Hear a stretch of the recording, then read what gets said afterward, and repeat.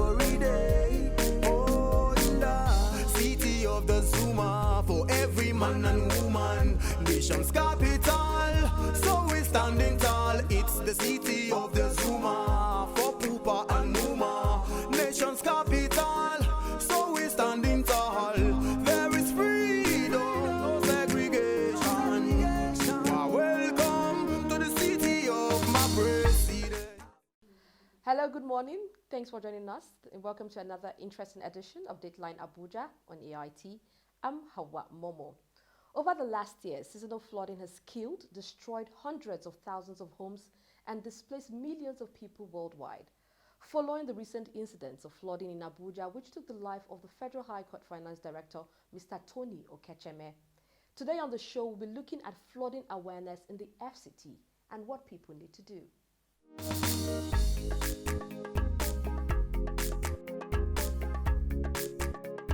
Floods are major disasters affecting many countries of the world annually, especially most floodplain areas. Floods do not only damage properties and endanger the lives of human and animals, but also produces other secondary diseases such as cholera and malaria as well. It usually occurs in low-lying areas where there are abnormal rainfall hours and intensity filling rivers and basins with too much water. Within a short time, water runs off steeper ground very rapidly, causing natural drainage systems to overflow with rushing flood waters and other debris. The kind of flooding that we're seeing these days must be attributed to certain factors. When you have global warming because of climate change, and really when we talk about climate change, all we are saying is that the quantum of gases and pollution we're putting into the atmosphere has now created what we call a greenhouse blanket, the greenhouse effect. It's kind of like a heat blanket. It traps heat within Earth.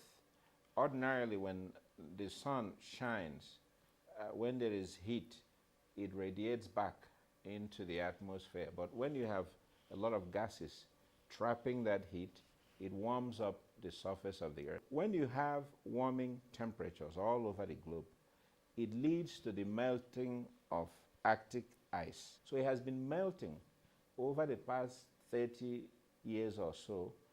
Half of that ice has melted and turned into water. So all the oceans are affected.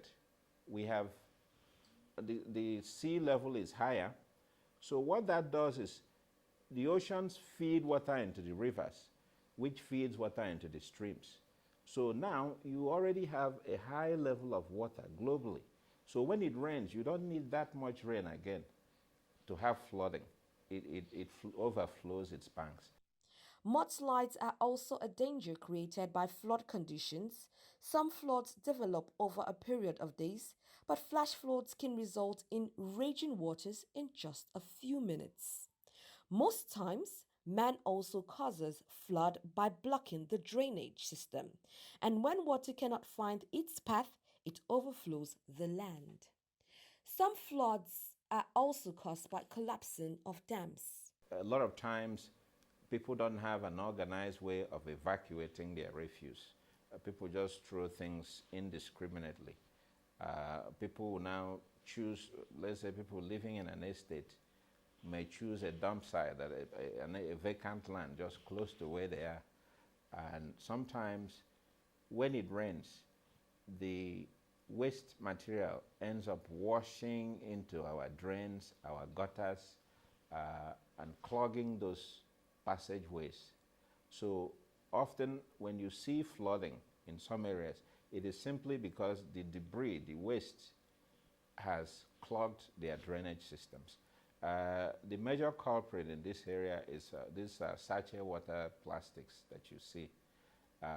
When people drink it, they will throw it away. And over time, it collects into the gutters and the drainage system, and it blocks it. And when it's blocked, the water cannot evacuate naturally, so it backs up and floods the estate or the community or the road. People are building in areas that are not meant for habitation. And the reason is we have this rapid urbanization. Everybody wants to come to the big cities in search of bigger dreams. But because of the overpopulation, land prices will skyrocket.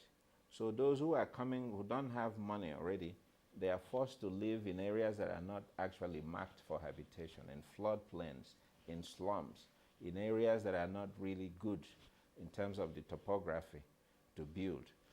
Some of them will even block existing drainage channels already created in the master plan. So that also contributes to flooding. Those people, when it rains, the water must find a way to evacuate. And if your house happens to be on the evacuation route, it will flood you. And a lot of times this thing happens at night when people are sleeping. The other problem we're having is people are building along the water banks, the River Niger, River Benue, and those areas are also not fit for habitation. Here we just build normal houses along the river banks, no elevation, no piling works, concrete works into the ground. So when the water comes, it sweeps those houses, sweeps them over, it swallows them, floods the living spaces. So people die as a result. Recently in Abuja, the Federal Capital Territory High Court Finance Director, Mr. Tony Okecheme, unfortunately drowned during the heavy flood in Galadimawa axis of Abuja. This is just one amongst others that has happened in recent times.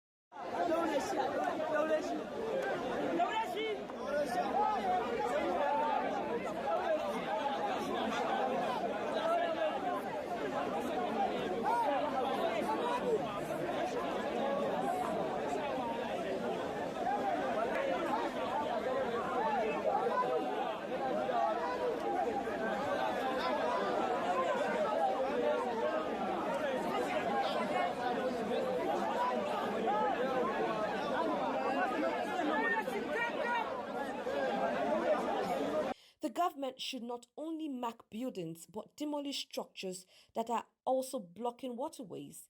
And in the future, the government must move very fast to enhance the awareness to prevent any disaster.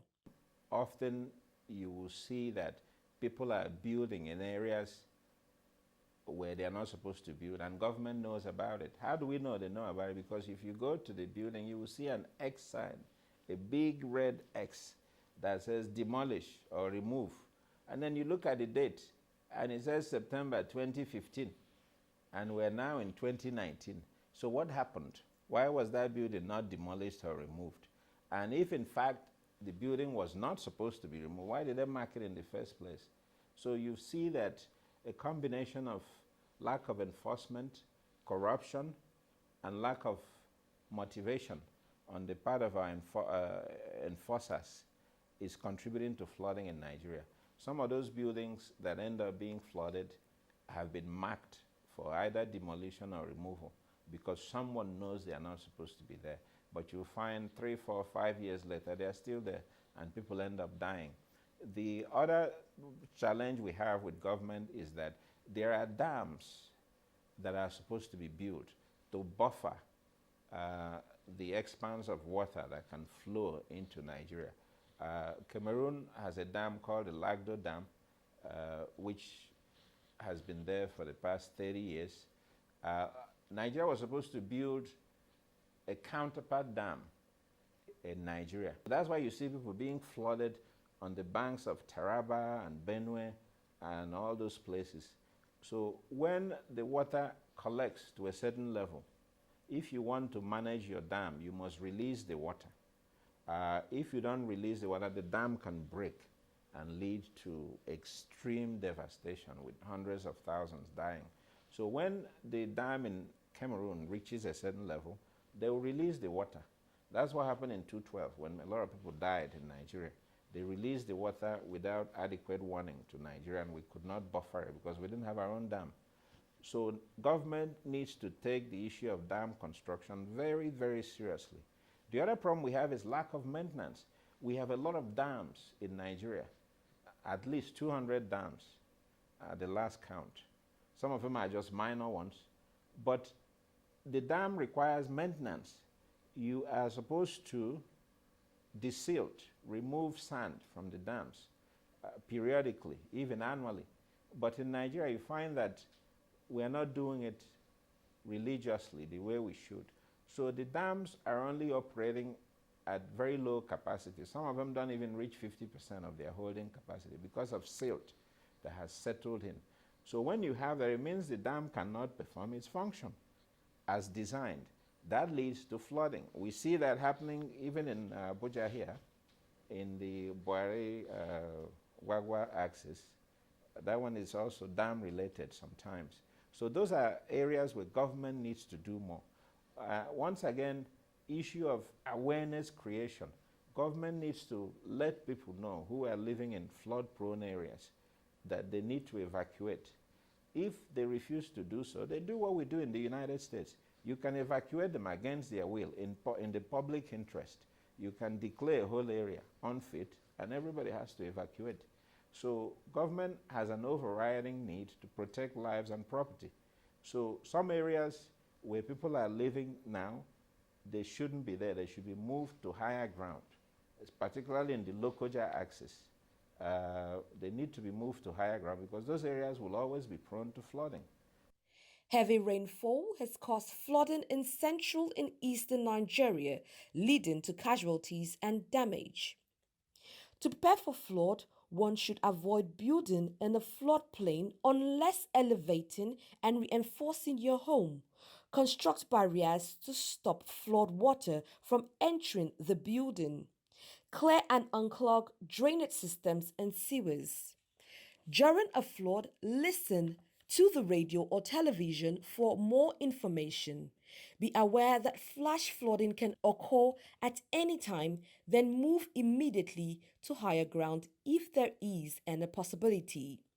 Be aware of streams, drainage channels, canyons, and other areas known to flood suddenly. Do not work through moving waters, nor drive into flooded areas.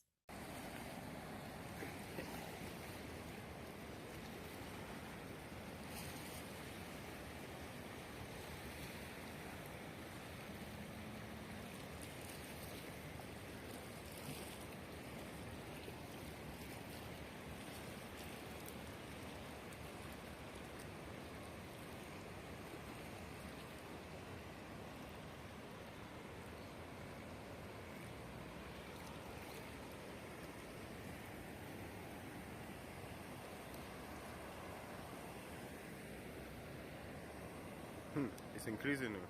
It's increasing. Look at where it's coming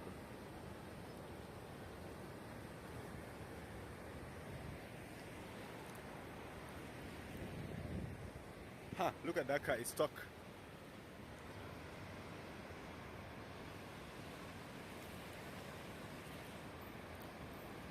Shit.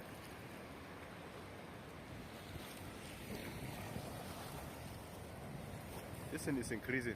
Let me run it. Right now, those things we call greenhouse gases, carbon dioxide, methane, nitrous oxide, sulfur oxide, those things we're putting out a huge amount every single year.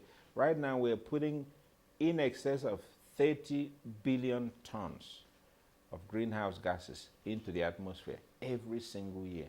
And keep in mind that the average vehicle, your Toyota Camry, weighs about 1 ton. So just imagine 30 billion of that. That's what we're putting in as pollution every year. And it's getting worse. So that is what is contributing to that warming of the planet. So we need to reduce the things that we do that affects climate change. One is we're burning gas in Nigeria, what we call gas flaring. It is reducing, but it's still a huge amount contributing to pollution and climate change. We are using a lot of vehicles, and we don't have any way to limit the emission. You have over 25 million vehicles on Nigerian roads, and we're not limiting the emission. Everybody can pollute. You see big trucks and lorries, when they pass you, darkness comes immediately, even if it's bright sunshine, because of the pollution. That's not good. That is harming our environment tremendously. Generator usage. We need to find a way in Nigeria to fix our electricity problem. Right now, you have over 60 million diesel and petrol generators in Nigeria every single day, polluting the environment. And that is contributing to climate change significantly. So if we can get electricity, we'll eliminate most of those generators and we'll have a fresher air around us. So those are the things we can do as individuals to fight climate change. Governments should take enforcement seriously. It is for the benefit of all. When governments allow people to be flooded and devastated, they now have to set up IDP camps.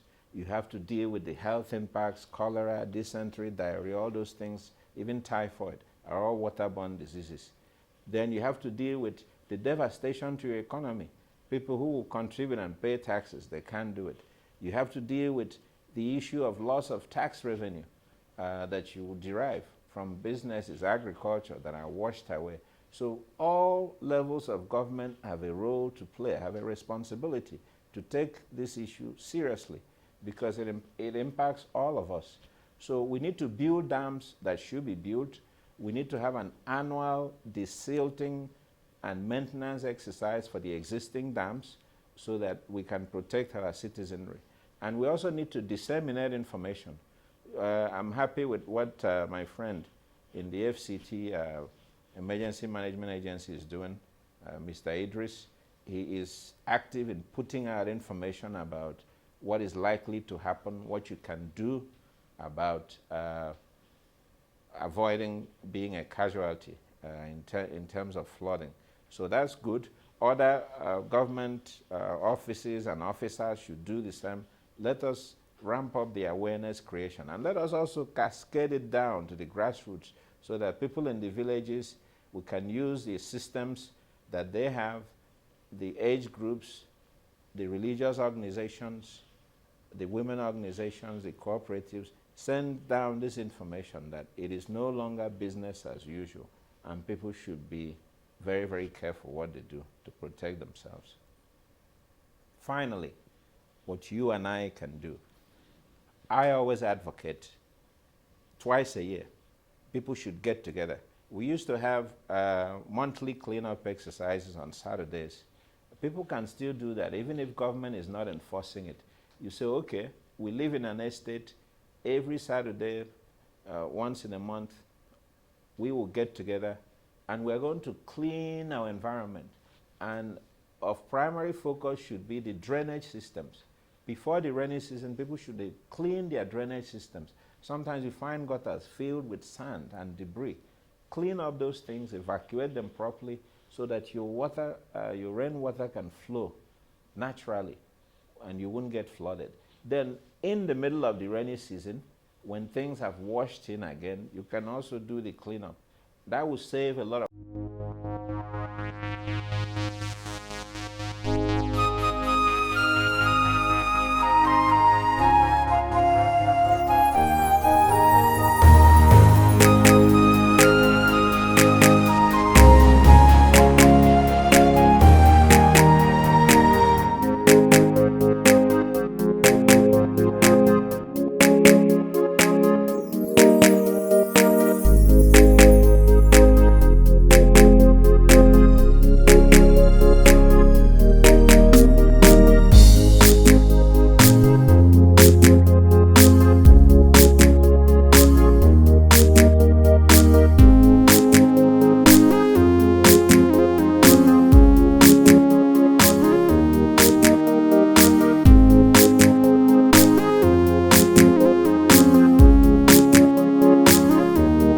I've been watching this city for most of my life and I've seen it grow, and I can't believe how quickly it is growing. Dateline Abuja here in the Federal Capital Territory Abuja just makes sense. This city is at the center of so many stories, culturally, socially and economically. When you look at Abuja, what do you see? When you see a market, I see a melting pot of culture. Where most people see construction, I see development. A road, I see connectivity. The lake, I see possibilities. This is my city. See it from a different perspective. For news, people, places, events, and lifestyle, Dateline Abuja, here in the Federal Capital Territory.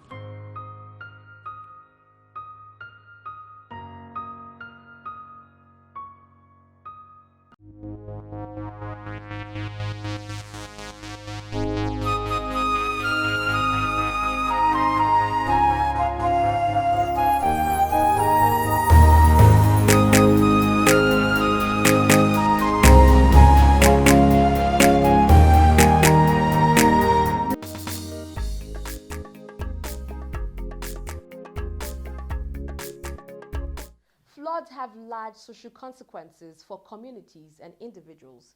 It causes huge destruction to the rural and urban infrastructures and socio-economic lives of the areas. In the future, we hope there will be better preparation ahead for the rainy season. Please be alert and drive safely. And that's the much we can take today on Dateline Abuja. Thanks for always keeping a date with us. You can follow us on any of our social media handles showing right now on your TV screen for your views on this topic, and also subscribe to our YouTube channel for a repeat broadcast. Till I come your way, same time, same station, I'm Hawa Momo.